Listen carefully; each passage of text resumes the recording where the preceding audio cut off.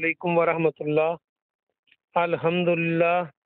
الحمدللہ وکفا وسلام علی من لا نبی بعد۔ اللہ مہربان کے فضل و کرم سے ہمارا آج کا سبق سورہ البقرہ کی آیت نمبر 186 ہوگا، 186 انشاءاللہ۔ اعوذ باللہ من الشیطان الرجیم، بسم اللہ الرحمن الرحیم۔ وَإِذَا واو اور اذا جب، سألک آپ سے پوچھیں، کا کے معنی تجھ سے، سآلہ آپ پہلے بھی پڑھ چکے ہیں، سوال کرنا۔ اردو کا لفظ جو سوال ہے یہیں سے بنے گا، سآلہ۔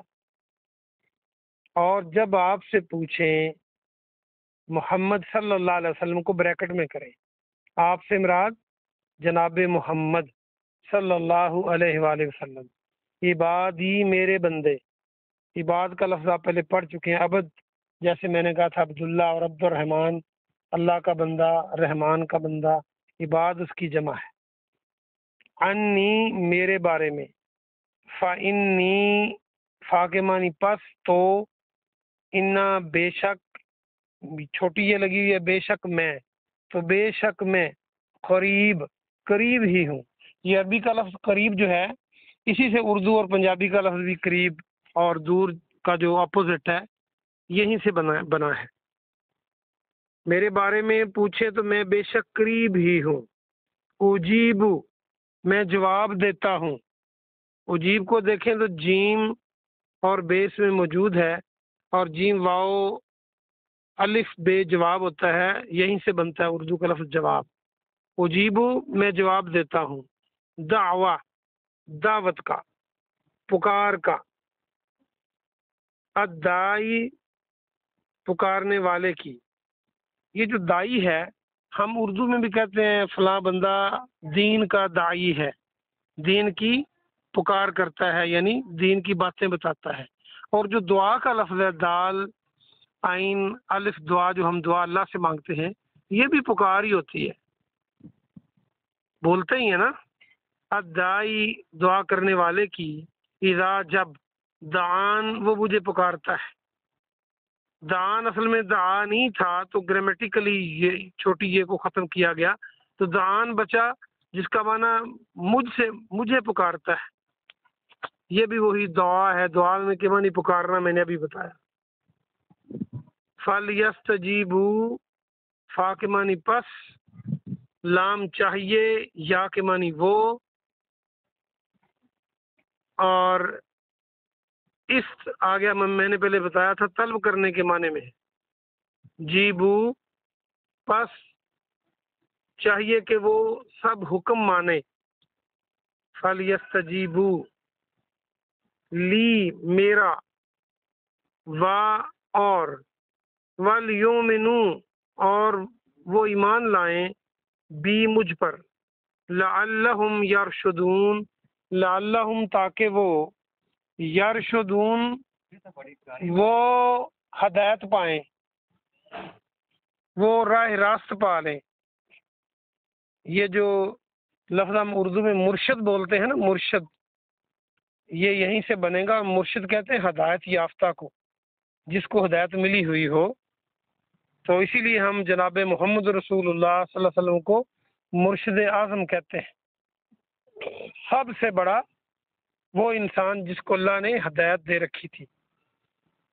لعلہم یرشدون، عام آدمی مرشد نہیں ہو سکتا، مرشد وہ ہوگا جو ہدایت پر ہو، اور نبیوں کی گارنٹی ہوتی ہے کہ وہ ہدایت پر ہی ہوتے ہیں۔ ترجمہ یہ بنا لعلہم یرشدون، تاکہ وہ راہ راست پا لیں۔ آئیے ہم اس کا با محاورہ ترجمہ کرتے ہیں پوری آیت مبارکہ کا۔ اور جب محمد صلی اللہ علیہ وسلم آپ سے میرے بندے میرے بارے میں پوچھیں تو بے شک میں قریب ہی ہوں، میں پکارنے والے کی پکار کا جواب دیتا ہوں جب وہ مجھے پکارتا ہے۔ پس ان کو بھی چاہیے کہ میرا حکم مانیں اور مجھ پر ایمان لائیں، تاکہ وہ سب رائے ہدایت پائیں، رائے راست پائیں۔ بہت آسان آیت مبارکہ ہے، تو آئیے ہم اس کی تفسیر دیکھتے ہیں۔ اللہ سبحانہ و تعالیٰ نے، اگر غور کریں آپ تو اس آیت مبارکہ کو، آیت نمبر 186 جو ہے، یہ رمضان المبارک کی، پورے رکوع میں رمضان المبارک کی بات ہے، اور اس کو درمیان میں رکھا گیا ایک آیت کو، اور درمیان میں جو آیت ہے اس میں یہ بتایا گیا ہے کہ مجھے پکارنا ہے، کسی اور کو نہیں پکارنا، جب دعا کرنی ہے تو مجھ سے کرنی ہے۔ تو محسوس یہ ہوتا ہے کہ رمضان المبارک کی تراویح کا، رمضان کے روزوں کا، بلکہ تمام عبادات کا مقصد ہی غیر اللہ کو چھوڑ کر اللہ کی طرف آنا ہے، اور غیر اللہ کی بجائے اللہ کا دامن تھامنا ہے۔ تو دیکھیے اللہ فرماتا ہے، میرے پیارے محمد صلی اللہ علیہ وآلہ وسلم، جب میرے بندے آپ سے میرے بارے میں پوچھیں تو آپ بتائیں کہ میں قریب ہی ہوں۔ اب اس میں اللہ کتنا قریب ہے، یہ سوال پیدا ہوتا ہے۔ تو قرآن مجید میں اور جگہ پہ اللہ سبحانہ و تعالیٰ نے فرمایا کہ میں شاہ رگ سے بھی زیادہ قریب ہوں۔ شاہ رگ کتنی دور ہوتی ہے انسان کے؟ یہ شاہ رگ اسے کہتے ہیں جو جب جانور ذبح کرتے ہیں جس کو کاٹا جاتا ہے، یعنی گلے کی سب سے بڑی جو رگ ہے جس میں سے خون آتا ہے، یہ شاہ رگ ہے۔ تو اللہ فرماتا ہے میں اس سے بھی زیادہ قریب ہوں اپنے بندے کے، سبحان اللہ۔ اور اب سوال پیدا ہوتا ہے کہ اتنا اللہ بڑا ہے اور اتنا قریب ہے، تو یہ شاہ رگ اور گردن کے قریب کیسے ہے؟ ایک اور جگہ اللہ پاک نے فرمایا قرآن مجید میں کہ جب تم اکیلے ہوتے ہو دوسرا میں ہوتا ہوں، جب تم دو ہوتے ہو تیسرا میں ہوتا ہوں، جب تم تین ہوتے ہو چوتھا میں ہوتا ہوں۔ یعنی ہم جہاں مرضی چلے جائیں، اللہ کی ذات، اللہ فرماتا ہے کہ میں ہوتا ہوں وہاں پہ۔ اور چوتھی بات یہ ہے کہ اللہ نے قرآن میں فرمایا ثم استوى علی العرش، کہ اللہ نے عرش پر استوا فرمایا۔ اللہ اپنے عرش پر ہے جو زمین اور آسمانوں سے بھی اوپر ہے، اللہ وہاں ہے اپنی ذات کے لحاظ سے۔ تو یہ ساری باتیں ایک عام آدمی کو کنفیوز کرتی ہیں کہ اللہ شارک سے قریب ہے، اللہ ہر جگہ ہوتا ہے، اور اللہ عرش پر ہے۔ تو ان ساری آیتوں کو، قرآن مقدس کو دیکھیں تو ہمیں پتہ چلتا ہے کہ اللہ سبحانہ و تعالی واقع ہی عرش پر ہے، اللہ زمین پر نہیں ہے، نہ اللہ کہیں بیٹھا ہوا ہے، ہر جگہ کے انسان دو بیٹھے ہوں تیسرا اللہ ہوتا ہے۔ اصل میں اللہ اپنی ذات کے لحاظ سے جیسے اللہ کی شان ہے، وہ عرش پر ہے، جو عرش آسمانوں اور زمین کے اوپر ہے، اور اس عرش کے نیچے جنت الفردوس ہے، جنت ہے، جنت عرش کے نیچے ہے، جہاں ہم انشاءاللہ جائیں گے اس دنیا کے بعد۔ جب قیامت قائم ہوگی تو اللہ جنتیوں کو داخل کرے گا، اور جو جنت الفردوس ہے وہ عرش کے عین نیچے ہے، حدیثوں میں آتا ہے۔ تو اب یہ پھر کیا ہوا کہ اللہ ہر جگہ ہوتا ہے؟ اللہ اپنی قوت اور طاقت اور علم کے لحاظ سے ہر جگہ ہے، یہ ہے، یعنی کوئی چیز اللہ کی پہنچ سے باہر نہیں ہے۔ آپ نے ابھی سوچا بھی نہیں ہوتا تو اللہ کو پتہ ہوتا ہے، ابھی ہمارے دل میں اور سینے میں بات ہوتی ہے، آئی بھی نہیں ہوتی، اللہ کو پھر بھی پتہ ہوتا ہے۔ یہ ہے اللہ کا ہر جگہ ہونا اور ہر شارک سے زیادہ قریب ہونا۔ تو اللہ سبحانہ و تعالی اپنے علم، کوئی چیز دنیا کائنات کا ذرہ بھی اللہ کے علم سے باہر نہیں ہے، اور ذرہ ایک ایٹم کو کہتے ہیں، اور ایٹم کتنا بڑا ہوتا ہے جو اکیلا رہ نہیں سکتا۔ ایٹم کائنات کا سب سے چھوٹا ذرہ ہے جو ننگی آنکھ سے نظر نہیں آتا اور اکیلا نہیں رہ سکتا۔ اللہ ہر ایٹم سے بھی واقف ہے، اور اللہ کے علم میں ہے، اللہ کے اختیار میں ہے پوری کائنات۔ اس لیے اللہ فرماتا ہے کہ میں جہاں تم ہوتے ہو وہاں ہوتا ہوں۔ تو یہ ایک عقیدہ رکھنا انتہائی ضروری ہے۔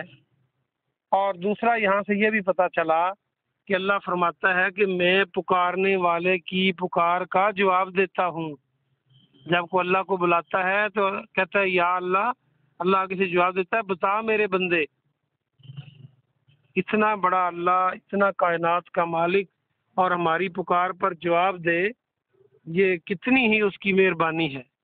اور ہم کتنے بدبخت ہیں اگر ہم اللہ کو چھوڑ کر کسی اور کو دعا میں پکاریں اور دعائیں کسی اور سے مانگیں، اور جو شارک سے بھی زیادہ قریب ہے، جسے ہماری ضرورتوں کا بھی پتہ ہے، جسے ہماری بیماری اور شفا کا بھی پتہ ہے، جسے ہمارے ہر چیز کا پتہ ہے، تو ہم اس سے نہ مانگیں، کسی اور سے مانگیں، تو دیکھ رہے اللہ فرماتا ہے، اور جو جواب بھی نہ دے سکے اور ہم اس سے مانگیں جو اگر اس کے پاس 20 40 100 بندہ اکٹھا بولنا شروع ہو جائے تو وہ سب کی آواز اکٹھی سو نہیں نہ سکے، کہے گا جی باری سے بات کریں۔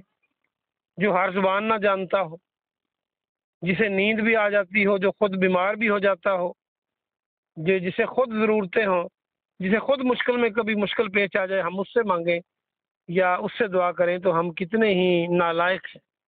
اس لیے اللہ فرماتا ہے میں ہر پکارنے والے کی پکار کا جواب دیتا ہوں۔ یہاں یہ نہیں لکھا ہوا کہ جو امیر آدمی ہے اس کی پکار کا جواب دیتا ہوں، یہ نہیں لکھا ہوا جو نمازی ہے اس کی پکار کا جواب دیتا ہوں۔ جو بھی میرا بندہ مجھے پکارتا ہے، جس وقت پکارتا ہے، میں اس کا جواب دیتا ہوں۔ اور اللہ ہی واحد ہستی ہے، نہ اسے نیند آتی ہے، نہ اسے اونگ آتی ہے، نہ وہ سوتا ہے۔ تو ہم کسی اور کو پکاریں، اگر وہ سو رہا ہو تو پھر کیا بنے گا؟ یا وہ خود بیمار ہو تو کیا بنے گا؟ اس لیے اللہ کو پکارنا چاہیے، اللہ سے دعا مانگنی چاہیے، اور پھر اللہ کو پکارنا اس کی عبادت ہے، یہ عبادت ہے اس سے مانگنا۔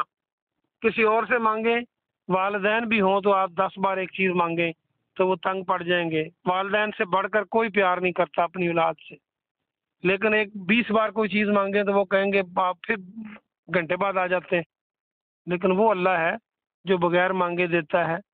کیا آپ میں سے کسی نے کبھی یہ دعا مانگی تھی کہ اللہ جو مجھے اولاد دینا؟ اولاد تو شاید مانگی ہو، بیٹے بھی مانگے ہوں، یہ مانگا تھا اللہ ان کا دماغ بھی ٹھیک ہو، اللہ اس کی آنکھیں بھی ہوں، اللہ اس کے گردے بھی ہوں، اس کا دل بھی ہو؟ نہیں مانگا ہوگا۔ اور کبھی یہ بھی مانگا تھا کہ جب وہ موبائل استعمال کرے تو اس کی سگنل بھی ہو؟ نہیں، ہمارا تو علم ہی محدود ہے، تو وہ بغیر مانگے بھی دیتا ہے، اور وہ دینا چاہے تو کوئی روک نہیں سکتا، اور وہ نہ دینا چاہے تو کوئی دلا نہیں سکتا۔ تو یہ عبادت ہے اللہ کو پکارنا۔ لیکن اللہ نے ایک شرط رکھی یہاں پہ، فَلْيَسْتَجِيبُوا لِي، ان کو بھی چاہیے کہ وہ میرا حکم مانیں۔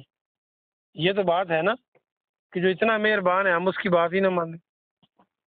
ہم اس سے 24 گھنٹے دیے ہیں، ہم 5 نمازیں ہوتی ہیں، 1 گھنٹہ بھی نہیں لگتا، 5 نمازوں کا ٹائم آپ شمار کریں نا تو 1 گھنٹہ نہیں لگتا۔ ہم 1 گھنٹہ بھی اس کے در پہ نہ آئیں، اور جائیں گے تو فائدہ بھی اپنا ہے، ہم کتنے نکمے ہوئے پھر۔ اس لیے اللہ فرماتا ہے وہ میرا حکم مانے، یہ نہیں کہ وہ کہے جی سور کا گوشت نہیں کھانا، ہم کہا جی ہم نے یہی کھائیں گے۔ بھائی باقی جانور موجود ہیں، وہ کہے جی حرام نہیں کھانا، ہم نے کہا جی کھائیں گے۔ بھی حلال چیزیں کتنی موجود ہیں، وہ کھا لیں۔ تو اللہ فرماتا ہے وہ میرا حکم مانے اور مجھ پر ایمان لائیں۔ ایمان کیا ہے؟ ایمان عقیدہ ہے۔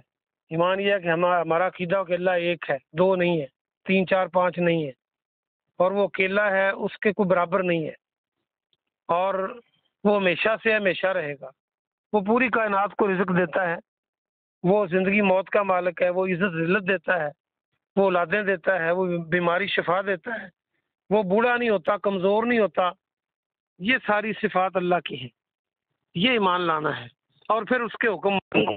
اس کا حکم کیا ہے کہ مجھ کو مانو، میرے نبیوں کو مانو، جو میں نے کتابیں نازل کی ان کو مانو، جنت اور دوزخ کا عقیدہ رکھو، فرشتے میری مخلوق ہیں ان پر ایمان لاؤ کہ ہیں، تقدیر میں نے بنائی ہے اس پہ مان لاؤ۔ یہ موٹی موٹی باتیں ہیں۔